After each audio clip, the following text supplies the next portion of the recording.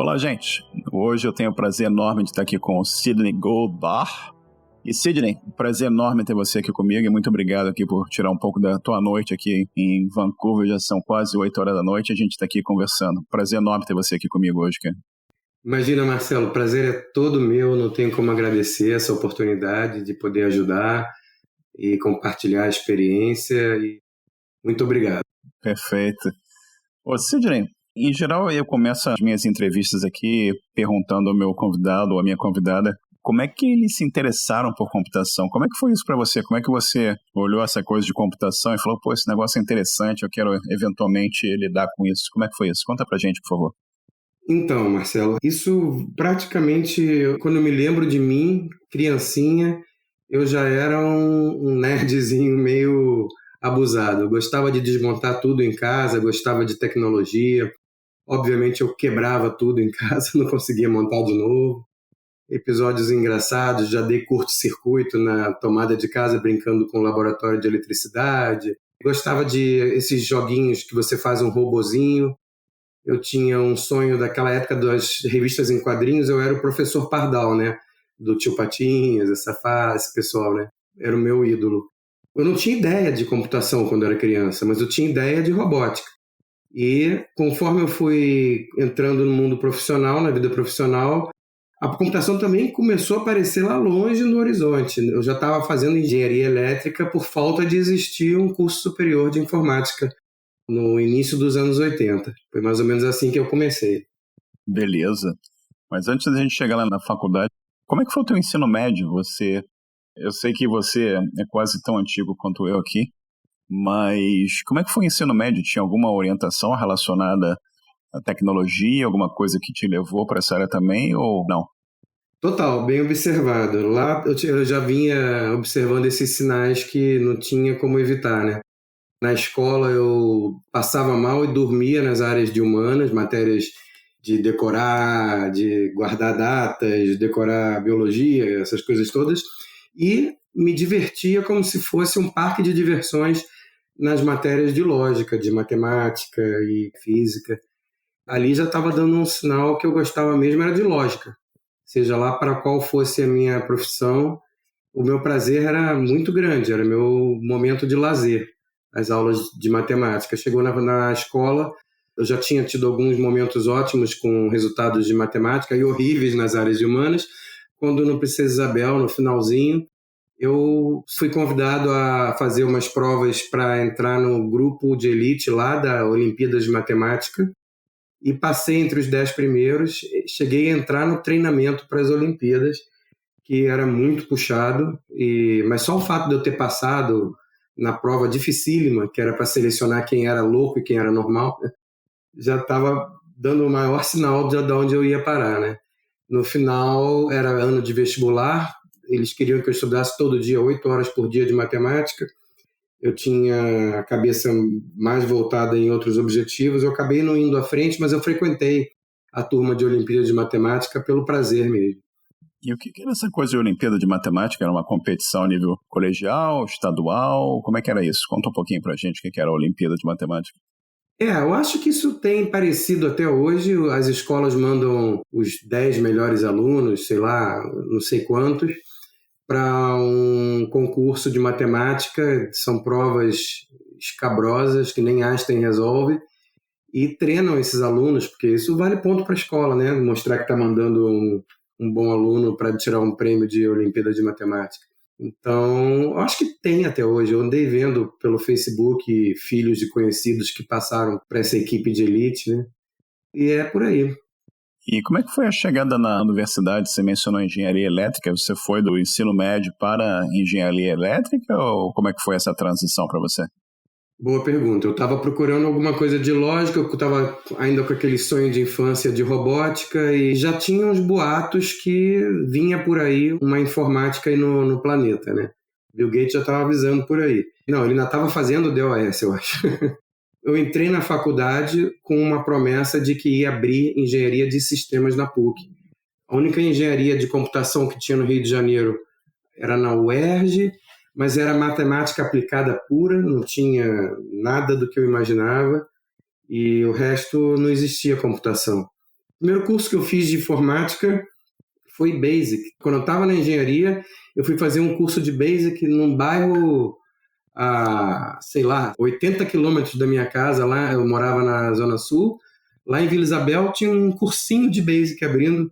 Eu ia de ônibus, 1h30 de ônibus até o cursinho, para começar a ver pela primeira vez. Eu já sabia Basic, de computadorzinhos 8 bits que a gente comprava naquela época. Eu tinha um Commodore desde uns 14 anos, 15 anos de idade. Eu fui encontrar com esse Commodore engraçado agora no museu em Vitória.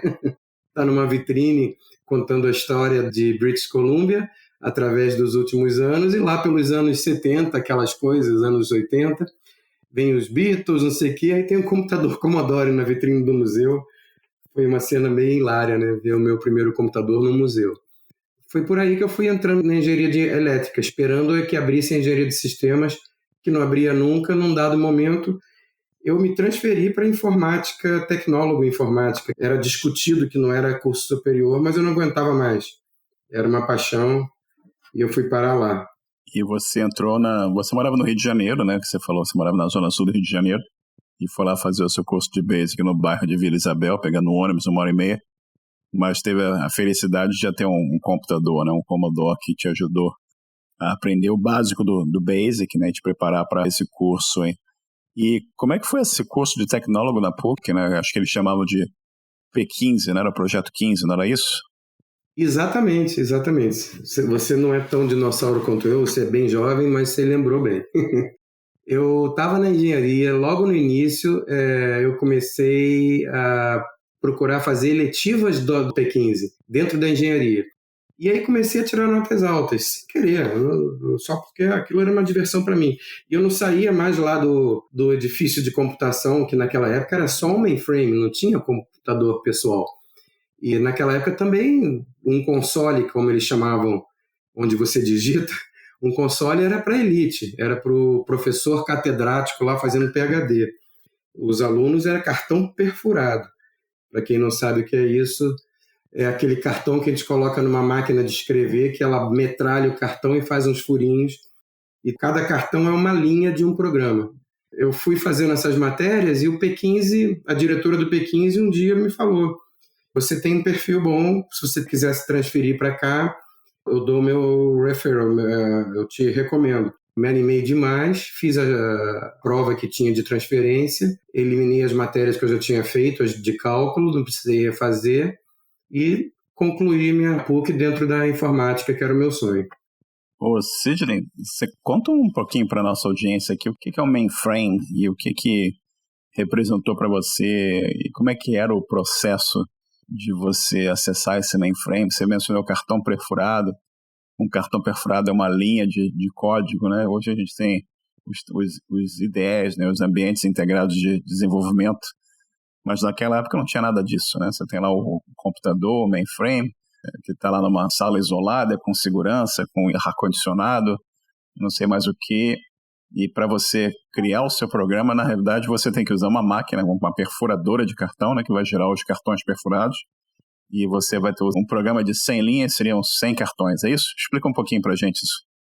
Exatamente. Até pulei um pedaço, né? Eu fazia esses programas lá no mainframe.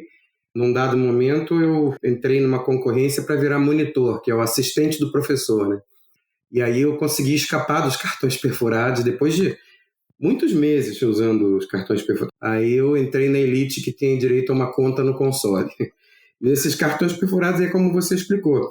Você enfia tipo uma cartolina numa máquina de escrever e você vai digitando as letras no teclado lá, ela vai fazendo os furos naquele cartão. E cada cartão é uma linha e um programinha pequeno de 100 linhas para fazer cálculo numérico, para fazer uma interpolação, fórmulas de matemática, são pequenos. E tem uma história gozada que eu entrei numa matéria que o professor fez um desafio para a turma. Aí eu, opa, dançou, eu vou fazer o desafio, seja lá qual for. Ele falou, quem quiser escapar das provas tem que fazer um programa no cartão perfurado, que é o computador jogando sozinho uma partida de paciência, o solitário, né? Você fura os cartões como se fosse um programa que aí ele vai jogar sozinho, é um robô. Ele vai baixando as cartas, vai trocando de fases e assim vai, randomicamente. Ele embaralha no início e cada partida sai diferente. E muito difícil, ele queria que a gente aplicasse os conceitos de pilha, listas e filas, matéria de estrutura de dados, né?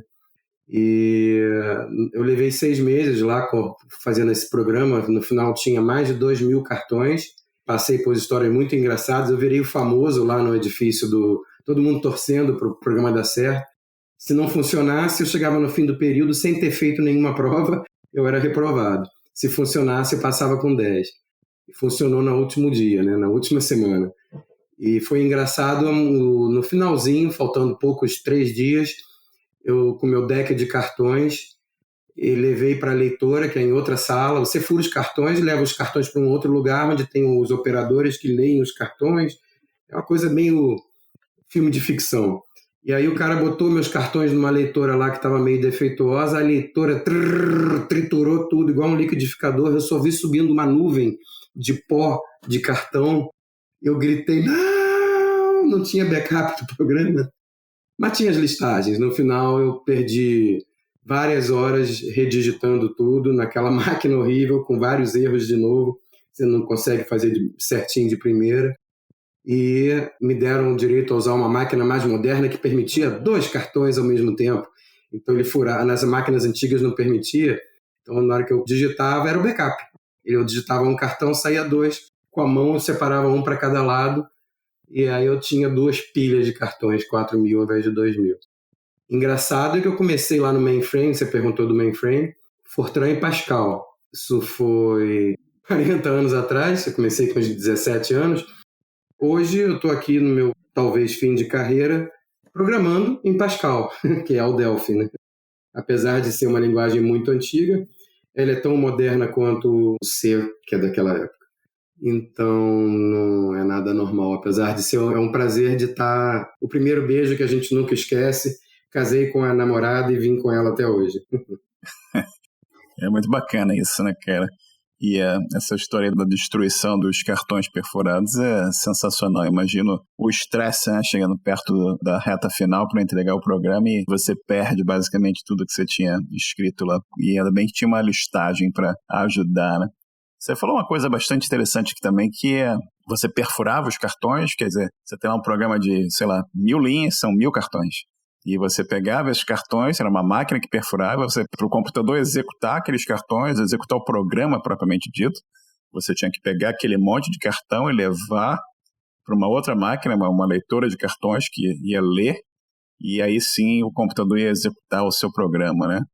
Imagina isso na situação de hoje que a gente tem, né? Que você falou que você está programando em Delphi, você certamente está usando algum tipo de editor ou de ambiente integrado de desenvolvimento, o IDE, né? O Integrated Development Environment, e você está editando o seu programa e você aperta o botão, o programa roda no seu computador. Naquele tempo não era assim. E como você falou, não existia o computador pessoal que a gente tem hoje, e mesmo essas coisas de cloud computing e tudo mais que a gente tem eram ficção científica, né? Uma outra coisa aqui que você mencionou que é bastante interessante, que bastante importância também, que você mencionou que você foi monitor no curso de computação, correto?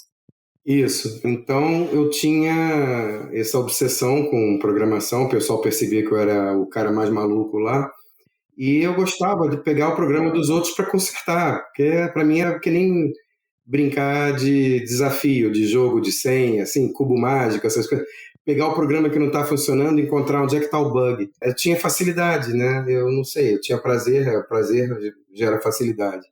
E aí, como monitor, eu ficavam lá dúzias e dúzias de alunos de várias turmas, de várias matérias, fazendo programação. O programa dava erro, dava bug, dava loop infinito, dividia por zero, dava exceção, acessava uma memória inexistente, tudo que pudesse ser. Eu estava ali para pegar o resultado com os alunos, ajudar a encontrar onde é que está o erro. Eu gostava de mostrar para eles como é que eu pesquisava. É um tipo de uma busca binária, né? Que quem programa faz isso. A gente vai interpolando as possibilidades, a gente vai debugando o programa. Naquela época já tinha debugagem. A gente botava vamos dizer, um write line, um print, nas linhas que a gente suspeita onde podem estar chegando valores que podem detonar o programa e vai vendo o que está acontecendo em cada estágio. E aí, como monitor, foi uma excelente experiência que eu trago até hoje. É muito legal isso, que um dos maiores prazeres que eu tenho, quase empatado com desenvolver, quando dá problema no programa. O pessoal se estranha, o pessoal arranca o cabelo, xinga, grita. Eu estou sorrindo, oba, lá vou eu. E vem dessa época da monitoria. Né? Ô, Sidney, você está aí com o mainframe, como é que foi a transição dessa fase aí para o primeiro emprego? Como é que você sai aí da faculdade? Como é que você chegou no teu primeiro emprego? Conta pra gente, por favor. Então, ali foi a minha primeira experiência de networking. Aliás, não, quando eu entrei como monitor, eu já estava colhendo frutos e tinha vários colegas que eu ajudava, o pessoal era amigo e foram ficando muitos amigos na faculdade e um deles era um cara, filho de um grande banqueiro no Rio de Janeiro, e o banqueiro estava abrindo uma grande corretora que rapidamente se tornou, acho que a quarta maior do Rio de Janeiro, a Cash Corretora. Estava começando, era tudo em papel, em Excel, não era Excel, era Lotus 1, 2, 3, DOS. Essa transição do mainframe aconteceu no convite do meu colega. O pai dele falou, vai lá na faculdade e pega um nerd maluco lá que possa nos ajudar a informatizar a corretora inteira. E aí, o que a gente tinha de ferramenta lá era o DBase 2, depois o DBase 3, depois o DBase 3 Plus, e finalmente o Clipper, que já era uma coisa menos indecente. Eu fui informatizar essa corretora toda com Clipper e consegui convencer eles a levarem o Turbo Pascal também para o PC. Lá, o cara muito rico, encheram a corretora de IBMs, até começar a vir aqueles 286, 386, né, os clones. Uma parte da corretora eu fiz em Pascal, que era a parte numérica, que analisava os gráficos das ações. Isso não dava para fazer em linguagem orientada a banco de dados, como era o DBase, né? Então o Pascal caiu perfeito, um monte de gráficos saindo lá. E foi essa transição. Eu já fiquei desenvolvendo em Clipper e Turbo Pascal. Em Clipper, toda a parte administrativa da corretora, controlava estoque de ações, estoque do Open, do Overnight, a posição dos clientes e imprimia extrato, tudo. A corretora despontou na frente de várias outras, que todo mundo era muito no esquema mais manual. E a parte de estatísticas que eu fiz em Turbo Pascal, fizemos uma rede em Turbo Pascal usando cabo coaxial, E ali eu conheci essa evolução da programação, inicialmente com os cartões perfurados que você falou, né? A gente lê o DEC, depois o DEC vai para um estágio onde ele é lido e compilado e gera um objeto, e depois ele vai para um outro estágio que ele é linkado e gera o executável. Quando eu fui para o Clipper, eu conheci esses passos como se eu fosse aquele operadorzinho que ficava naquela sala, que lia o DEC e que gerava um objeto e que compilava e que depois linkava e depois executava, porque o Clipper você fazia passo a passo. Como você falou, né? Hoje em dia o Delphi, né? Há 20 anos, essas linguagens visuais, você dá um clique num run e o programa já está lá do outro lado do mundo, rodando, né? Se estiver publicando na web, principalmente. Eu, logo, já estava fazendo também programas para web, client-server, todos os tipos. Foi essa transição. E é muito bacana você ter vivido essa fase da evolução entre mainframe e a microinformática, a computação distribuída, esse tipo de coisa, assim, essa revolução tecnológica que foi isso tudo, né? E hoje você vê aí, você pensar que você tem desses telefones, esses smartphones que a gente usa hoje em dia, tem mais poder computacional do que muito computador que nós usamos há 40 anos atrás. É incrível isso tudo, né? E realmente é bastante interessante. E você mencionou aqui também várias linguagens e vários sistemas de desenvolvimento, né? Você tinha aí o Basic, que foi a linguagem que você começou a programar, depois veio o Turbo Pascal, né? E o Pascal propriamente dito, e o Turbo Pascal tinha lá o seu ambientezinho integrado de desenvolvimento também, você tinha o DBase, né? Depois do DBase, que era meio lento, veio o Clipper, né? Que gerava um executável, né? Fazia uma compilação daquele código escrito que parecia o DBase e transformava em algo que rodava um pouco mais rápido e mais portátil também. E, Sidney, depois desse emprego, você me falou que fez um trabalho semelhante em outras corretoras também. Como é que evoluiu a tua carreira no Brasil? Eu lembro você comentando aqui que você foi trabalhando como programador, mas gradativamente também você foi avançando na parte gerencial e você eventualmente foi evoluindo nessa função até você chegar a um cargo equivalente a um CTO, um CIO hoje em dia, né? Como é que foi essa evolução da carreira no Brasil? Conta um pouquinho pra gente. Foi muito interessante, o mercado explodia, né, em necessidade de mão de obra, de recursos, E inicialmente eu desenvolvia em Turbo Pascal e Clipper, depois outras corretoras queriam esse produto, não existia esses produtos que eu fiz. Devia existir, estavam nascendo em todos os lugares do mundo, mas era o embrião, né? Então, o colega do dono da corretora, o teu programador pode me ajudar, não sei que eles eram amigos, aí outras corretoras me chamaram, eu fui passando por outras corretoras e cada uma tinha suas peculiaridades, diferenças administrativas, relatórios diferentes, objetivos diferentes, clientes diferentes. Então, eu acabei redesenvolvendo mesmo o sistema bem mais rápido, né? Porque vários módulos eu transportei, nada se cria, e personalizei para outras corretoras. Depois foi um emprego atrás do outro em programação. Eu percebi essa diferença entre você trabalhar para uma empresa fim e uma empresa meio, isso tem até hoje. Então, a primeira corretora teve uma hora que estava quase tudo pronto. Tanto é que ele pôde me ceder para um amigo, né, para um concorrente, entre aspas. Um certo momento entrei numa soft house, que era uma soft house em Turbo Pascal. E aí eu vi a diferença. Lá era o oposto. Chovia os clientes, diferentes de clientes, tudo do embrião, tudo nascendo do zero. A gente não parava mais. Ao invés de diminuir o trabalho, só multiplicava. E aí o que aconteceu é que os salários no Brasil, até hoje, não são os melhores do mundo. Eu não queria largar a programação, mas o fato que eu estava ajudando as pessoas da equipe, estava podendo ser útil, acabava puxando um pouco o holofote. E aí, num dado momento, eu virei o chefe, o líder da equipe. Aí, passado um ano, em outro emprego, eu já era o gerente de 2 equipes. E aí, num dado momento, eu cheguei a gerente de TI, que aí eu cuidava acima não só do desenvolvimento, como também de infraestrutura, também de segurança, né? Os 3 alicerces.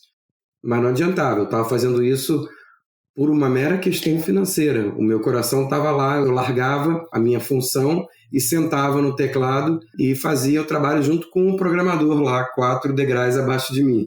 E aí eu cansei de tomar puxão de orelha. O pessoal, não, vou tirar o computador da tua sala. Você está programando esse negócio, a gente não quer, a gente não te paga para isso. Mas eu fui ficando. Passei pela EMI Music como gerente de TI. Eu passei por uma ONG muito grande com dúzias de filiais no Brasil que cuidava da parte de saúde das mulheres pobres, era bem fã. Eu fui gerente de TI em algumas empresas antes de vir para o Canadá, né? Foi essa evolução, sempre com o coração olhando de rabo de olho para o tecladinho, né? Foi mais ou menos essa história. E Cid, como é que foi gerenciar gente, que é uma coisa que geralmente os programadores, os engenheiros de software não fazem, mas você teve que lidar com isso. Como é que foi gerenciar gente para você? Então, aqui eu confesso uma coisa que a essa altura da vida já não vai pegar mais, porque eu não pretendo me candidatar a gerente de novo, espero. E hoje eu falo isso até lá para o meu chefe. Já recebi convites aqui para voltar a gerenciar nos empregos que eu passei aqui no Canadá. Eu não me dou bem com isso, eu não gosto de ficar cobrando, pressionando, descer a pressão que bate em cima. Estou vendo que a pessoa está se esforçando, e fala, não, tem que pressionar porque ele não está se esforçando. Então, eu não me dou bem com esse tipo de função, né? Isso nunca foi minha escolha desde o início, trabalhar dando ordens. Eu gosto de fazer.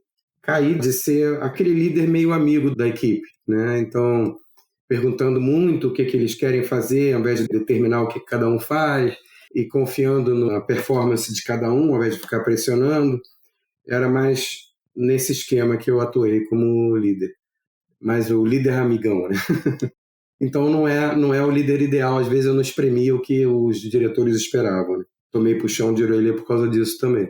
Mas é a minha personalidade. Eu fiz o que eu pude, correspondi, recebi o salário e por aí ficou, né?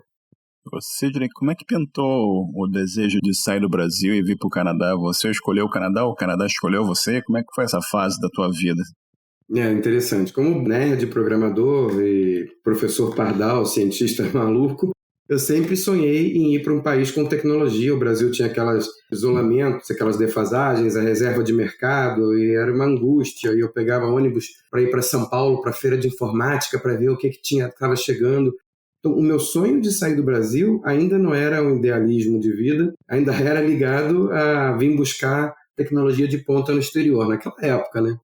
Mas depois abriu o mercado, o Brasil alcançou, passou à frente de muito país, e quando eu voltei a sonhar com isso, já era uma coisa mais da família, de criar meus filhos num país seguro, mais honesto, mais justo, onde você paga os impostos e eles voltam para o hospital, para as escolas e para a segurança.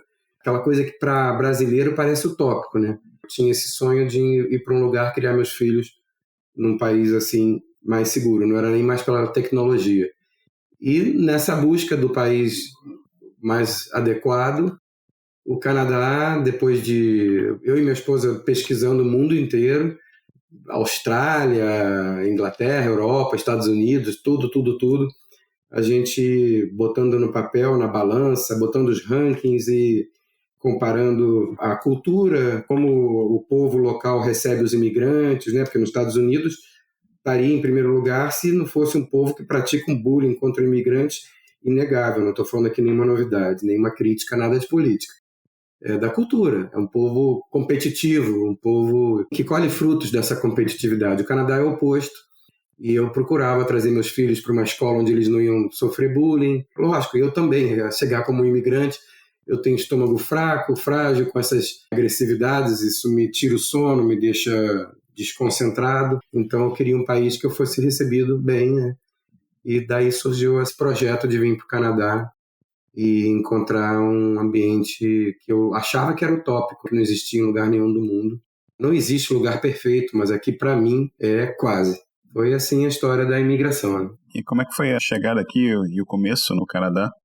Muito duro, porque a gente chega ouvindo um monte de paraísos, que vou chegar aqui e vou começar a ganhar $150 mil por ano no primeiro dia.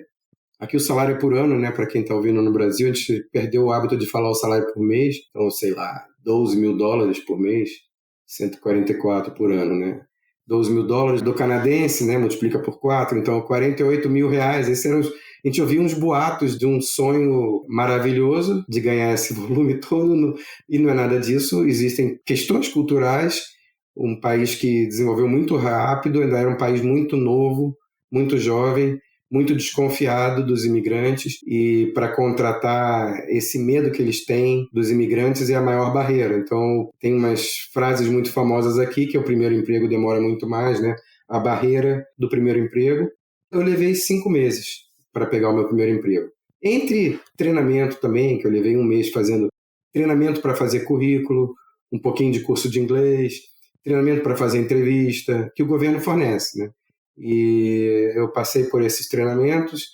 Então, a partir do 2º mês e meio, eu comecei a fazer a caça do emprego, né, o job hunt, e acabei caindo em empregos de sobrevivência, inicialmente, como não era nada daquilo, né? Os empregos de programação, as pessoas, qual foi o teu emprego anterior aqui no Canadá? Eu falei, nenhum. Ah, muito obrigado, nós te ligamos depois. E aí sim, levei muita porta na cara no início, e até que eu consegui o primeiro emprego. Engraçado, eu vim na frente da minha família para não sentir muito estresse deles juntos aqui, passando pelo meu sufoco, todo mundo junto, fazendo compras com dinheirinho apertado, né? Então eu vim sozinho, e eles ficaram no Brasil. Vendi minha casa, minha esposa foi morar com a minha mãe durante um tempo, então já tinha um aluguelzinho que subsidiava ela, e um pouquinho para cá. Na última semana antes dela vir, que a gente tinha um deadline para eu arrumar esse emprego, né? Eu vim passando por os empreguinhos pequenos, fui trabalhar em balcão de loja consertando laptop. Tem uma história gozada que eu quase fui motorista de carro importado, mas quase que entrei numa roubada, escapei no último momento. Essa empresa me contratou, era para botou lá um monte de requisitos. Tem que saber passar marcha. Ninguém aqui sabe passar marcha. Tem que ter o histórico limpinho de multas. Minha carteira era novinha, não tinha multa nenhuma ainda. Era um monte de requisitos que eu fui passando. E aí falou, tá bom, você vai lá para São Francisco de avião e vai voltar com Porsche para cá. Eu não acreditei que era seguro e abri mão desse emprego no dia de ir para o aeroporto. Me falaram que podia ser bem perigoso o que eu estaria trazendo na mala desse Porsche, né? Então, passei por esses empregos, por esses sufocos. Na última semana, fazendo uma entrevista para outra cidade muito longe, por causa de questão de pegar um navio, Vitória. eu passei para o emprego lá, então minha esposa chegou aqui, já estávamos com a casa alugada aqui, ela foi comigo com as crianças lá para minha entrevista, para dar sorte, a gente atravessou de ferry, eu fiz as entrevistas num dia inteiro de rodadas, ao invés de várias vezes, porque eles sabiam a minha situação, e no final eu voltei para cá e 2 dias depois eles me ligaram dizendo que eu estava contratado. Era o primeiro emprego de programador fixo, full-time, regular, onde eu voltei a ser o que eu era lá na PUC, programando em Pascal, em Delphi. Durou 6 meses, porque, logicamente, eu fiquei procurando, feito um doido, o segundo emprego aqui. Mas vieram vários. Então, eu estava falando da dificuldade, né? Depois do primeiro emprego, eu já estava recebendo vários convites. Eu levei 6 meses justamente porque eu não queria sair rápido, eu estava gostando de lá também. Fiquei dividido e também não queria vir para uma coisa arriscada, então eu escolhi com muito cuidado.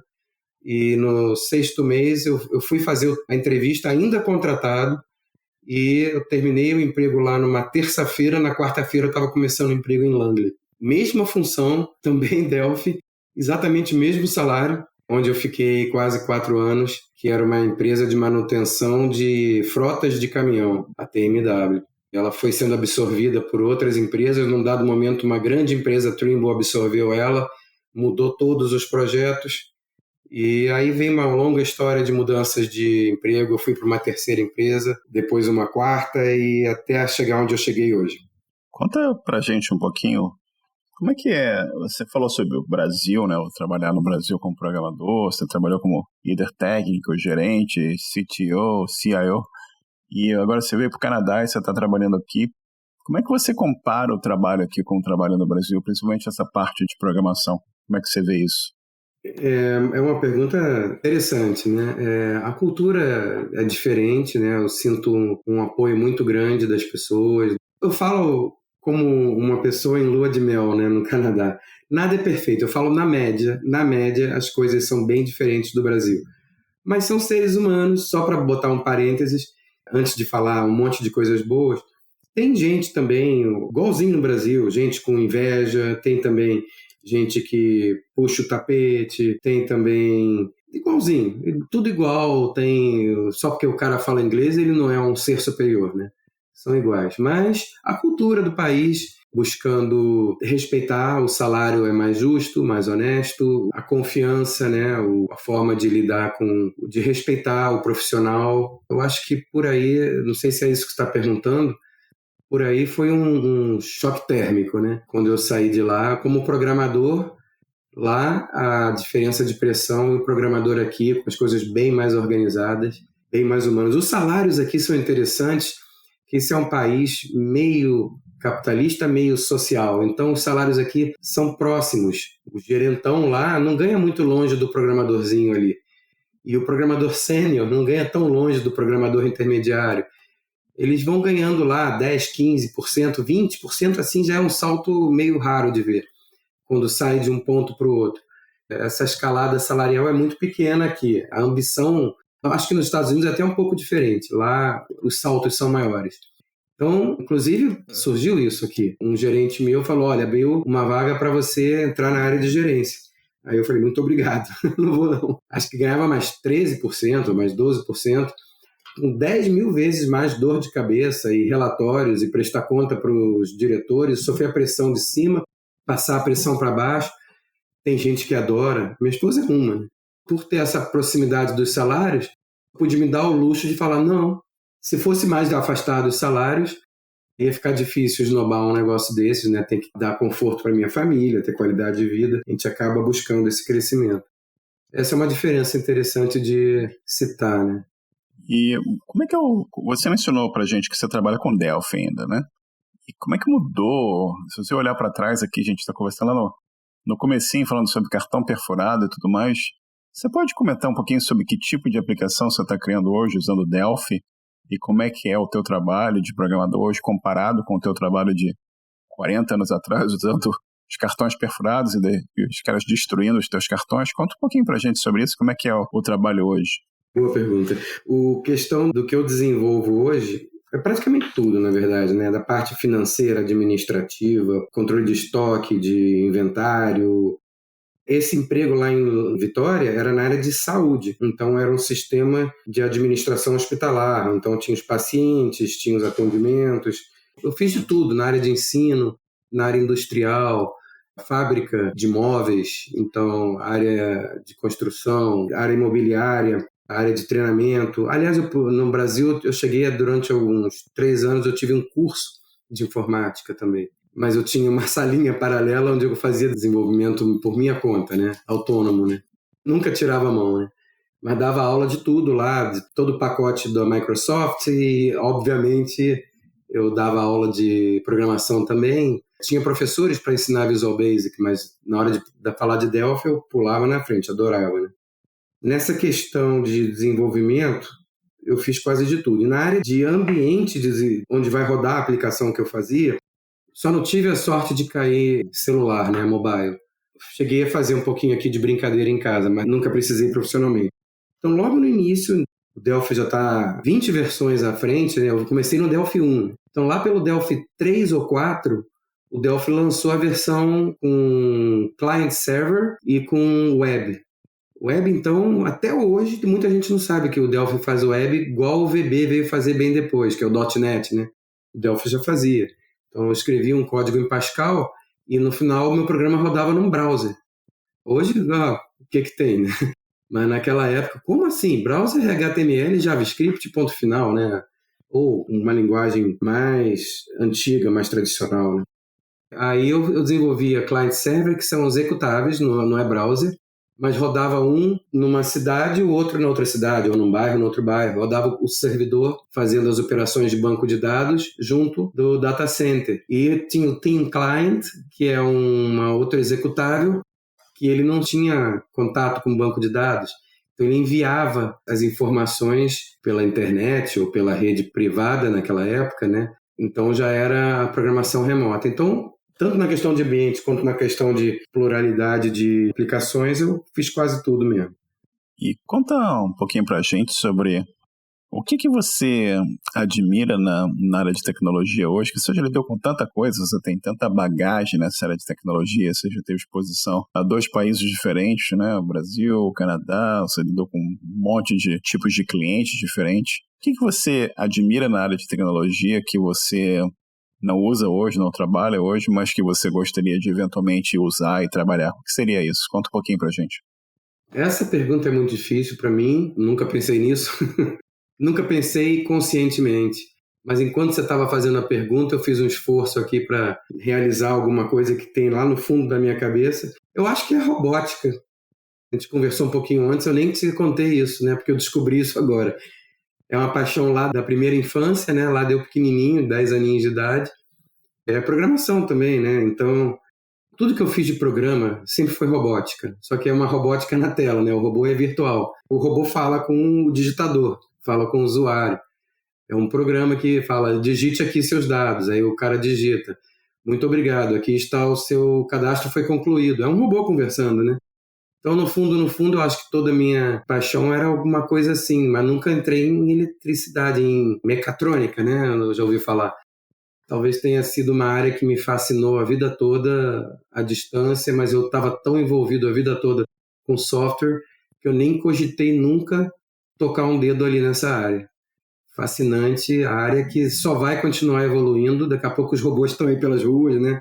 Os robôs que já limpam as casas, né? A máquina de lavar louça, tudo isso aí está evoluindo numa velocidade que o mundo Jetson está chegando aí, né? Foi uma ótima pergunta. A minha paixão é o mundo Jetson, eu queria estar lá. Cara, e para quem não teve a oportunidade que a gente teve de assistir os Jetsons, né? Que era um desenho animado que passava anos 70, anos 80, né? Era uma família do futuro, que o pai da família ia para o trabalho num aviãozinho, numa nave espacial, né? E mais uma coisa que eles faziam muito naquela época, Sidney, era videoconferência. Eu acho que essa parte dos Jetsons já chegou, não acha? Essa é muito divertido, né? Os nerds conversando sobre como foram visionários, né? Os criadores de filmes, né? Eles são muito criativos. O Star Trek também, né? O Jornada nas Estrelas. Videoconferência, o Star Trek com teletransporte, e aquele rádio que ele se comunica, e a nave, o computador de bordo com previsões, estatísticas, cálculo, velocidade, tudo numa época que não se falava, no iniciozinho, lá quando começou, em preto e branco, sei lá, era uma viagem inalcançável para muita gente, né? E é muito divertido hoje ver como esses visionários estavam dentro da realidade, né? É o próprio comunicador lá da Jornada nas Estrelas, o Star Trek, né? É o que é o celular hoje, todo mundo com o seu comunicadorzinho. E se você olhar os episódios antigos de alguns, eu acho que é aquela nova geração, né? A próxima geração lá com o Capitão Picard, eu acho que inventaram também os tablets, né? A pessoa andando pela nave carregando um tabletzinho com a sua informação, que é uma realidade pra gente hoje em dia.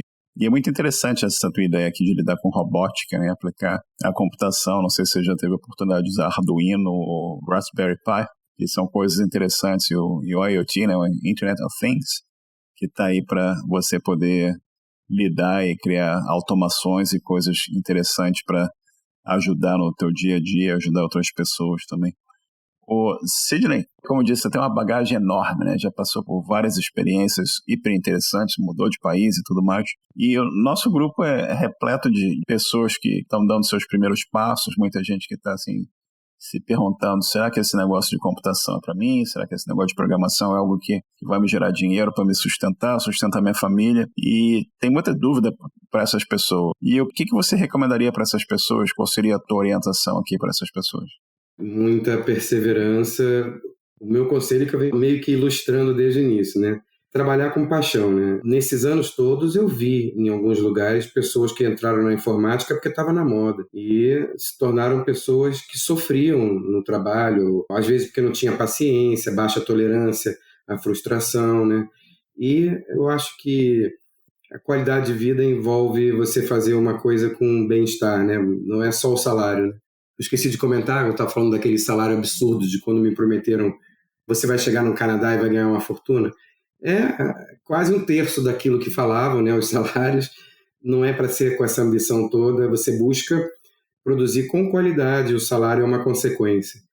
Então, a paixão, meu conselho, a paixão por buscar fazer o que você gosta, o sujeito, vou entrar em banco de dados porque é o negócio do momento, mas ele não tem nada a ver com banco de dados.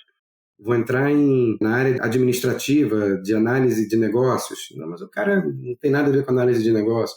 Então acabam se tornando pessoas infelizes, produzindo menos, e é toda uma bola de neve.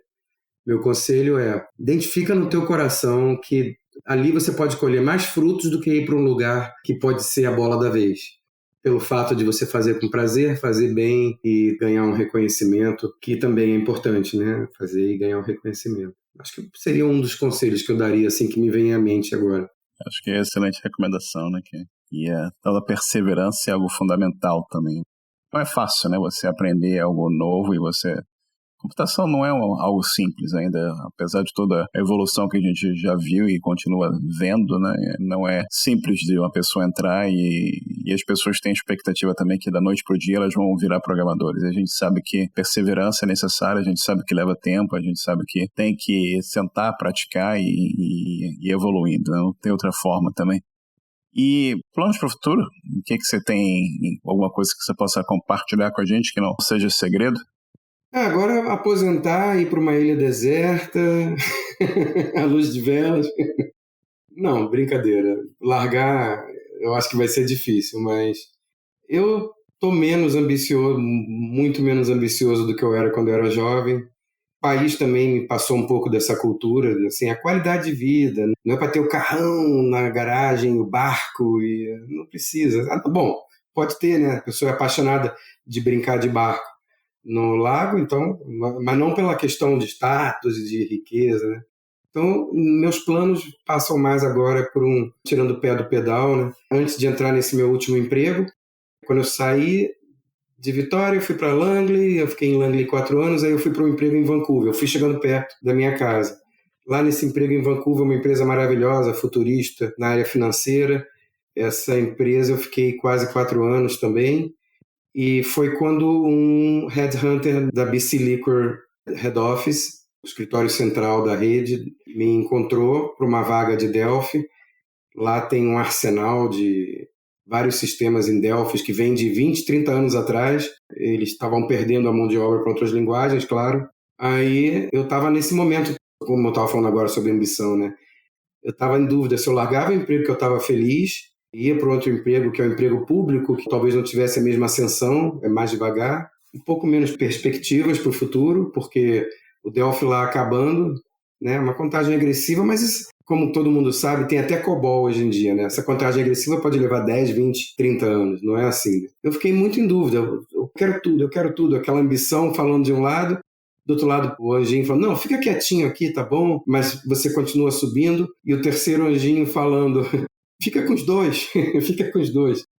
E o desfecho, só para concluir, é que eu fui para o meu chefe antigo e falei, ó, eu estou indo para o setor público, vou trabalhar para o governo, tive um convite muito legal, tem uma estabilidade muito legal. Eu ficaria se você me prometesse um monte de coisas aqui para daqui a 10, 20 anos, que ele não pode fazer. Essas empresas que nasceram e cresceram muito rápido, elas têm projeto de vender um dia para uma gigante, né? E aí ele falou, ó, eu não posso te prometer nada, mas eu não queria te perder, então você se demite, eu te contrato como autônomo e você fica com os 2 empregos. Aí eu peguei isso, né? Aí comecei a trabalhar, foi a martelada final que eu dei que eu não queria, eu não tinha mais essa ambição. Eu comecei a trabalhar 10, 12, 14 horas por dia, e era 7 horas no emprego, 5 horas no outro, no mesmo dia, de noite, de madrugada. E aí eu, não estou mais naquela idade, né?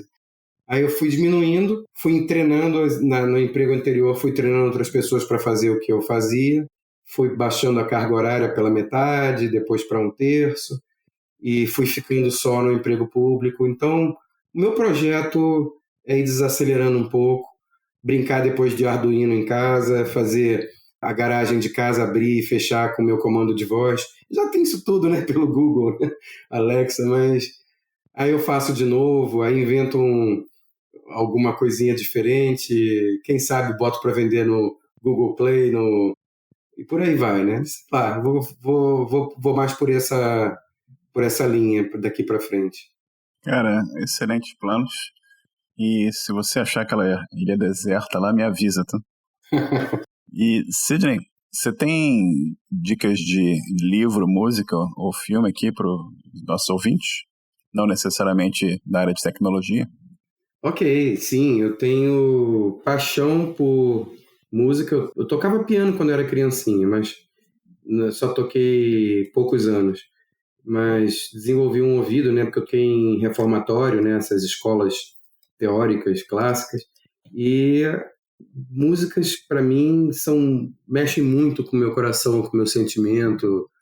Eu fico com o olho de lágrima, dependendo da música, né? Músicas boas. Então, eu recomendo músicas muito com grande arranjo, com grande qualidade, ou então com grande criatividade. Em geral, eu acabo gostando mais de bossa nova, de MPB. São músicas muito ricas, né? As músicas brasileiras são muito mais ricas que as músicas internacionais. Eu que conheci um pouquinho de teoria, né? Sai do beabá, do dó, ré, mi e começam a colocar acordes dissonantes e coisas que parecem proibidas e que se encaixam, né? Tom Jobim fazia muito bem e muitos outros. Indicações que eu dou, curtições que eu tenho são nessa área de músicas ricas, como MPB, Bossa Nova, e essa turma toda de alguns anos atrás. Agora não tem tantos, né? Então, da Clube da Esquina e os músicos mineiros todos, os músicos cariocas também, paulistas daquela época, do início da Bossa Nova, passando por Ivan Lins, João Bosco, Chico Buarque. Não vamos falar de política, o lado criativo era genial, né? E por aí vai. Aí vai uma lista sem fim, a gente não vai acabar essa entrevista. Eu fiquei mais na área de música. Filmes, eu gosto de tudo, sou bem eclético. Livros eu li muito pouco, fui muito preguiçoso na minha vida, era muito mão na massa para parar e sentar e ler. Mas grandes leituras eram manuais de linguagem. Quando eu estava migrando de DBase para Clipper, fui passar minhas férias de verão no sul de Minas, onde todo mundo só anda a cavalo, só faz jogar bola aí na piscina, mas chove às vezes, né? E algumas pessoas levavam um livro, levavam raquete ping-pong, eu levei um manual de Clipper com 500 folhas e passava e devorava o manual lendo comandos, lendo como se imprime, como se grava, como se salva. Na teoria, né? Não existia ainda como praticar. e voltava das férias ansioso para botar os comandos na tela.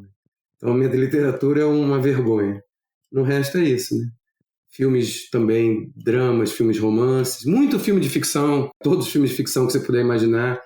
Sou mais Star Trek do que Star Wars, porque eu gosto de filme com conteúdo, né? Star Wars era mais bang bang no espaço, né? E Star Trek tinha psicologia, tinha depressão, tinha um monte de coisas que vão pro drama, né? E por aí. Esse é o meu perfil artístico. Você já assistiu a série nova, Strange New Worlds? Já comecei a ver. Estou tentando que minha esposa assista comigo. A gente assistiu os primeiros episódios, 1 ou 2 e 3, eu acho. E ela desanimou um pouco. Eu estou tentando animar ela para a gente continuar. Porque aí ela escolhe os próximos seriados e eu pausei. Mas eu sei que já está terminando a primeira season esses dias. Estou de olho. E eu quero ver logo antes de começar a segunda season, né? Capitão Picard, né? Que veio antes do Kirk. Confundi com Picard, que foi a segunda geração depois do Jornada nas Estrelas do Kirk. E o Pike, que veio antes. Na área de esportes, eu gostava de esportes solitários, né? Então, você falou um pouco de arte, esporte, eu não sei se era para falar também. Nunca fui muito de esportes coletivos, não sei porquê. Eu era muito introvertido, gostava de filosofar muito sobre a vida. Coisa de nerd, né? Acho que nerd, em geral, cai em esporte solitário quando cai, né? Então, sempre gostei muito de correr, fiz muito corrida desde 15 anos de idade até hoje. Participo dessas meias maratonas todas. Agora não. Já faz uns 10 quilos que eu parei de correr. Dessas distâncias absurdas, né? Estou exagerando, piadinha sem graça de programador. Mas já tem... Estou fazendo as corridinhas ainda menores. Gosto muito, por exemplo, de velejar. Fiz windsurf, laser, hobbycat. Trouxe o windsurf para o Canadá. Voo livre, fazia asa delta no Rio de Janeiro. Trouxe asa delta para o Canadá. Patinação, gosto de pegar um patins. Aquele velho patins de 4 rodas paralelas, né? Do roller derby. Da época que começou a patinação nos anos 90, né? Junto com a moda do windsurf, talvez. São esse meu perfil esportivo solitário, né? Cavaleiro solitário. Beleza, Kelly. Tem alguma pergunta que você acha que eu não fiz aqui, que você gostaria que eu tivesse feito? Não. Não. Eu vou lembrar depois que acabar a entrevista. Pô, o Marcelo podia ter me perguntado aquilo. Em suma, foi muito gostoso compartilhar minha experiência, poder, de repente, estimular outras pessoas. E é isso, né? Gosto mais de ouvir do que falar. Estou tentando fazer o contrário hoje, né? Adorei ouvir os outros podcasts que tiveram aqui. Admirei muito as outras pessoas que falaram também. Acho que me inspirei no jeito deles para fazer minha fala também. E é isso. O teu trabalho está de parabéns, do coração.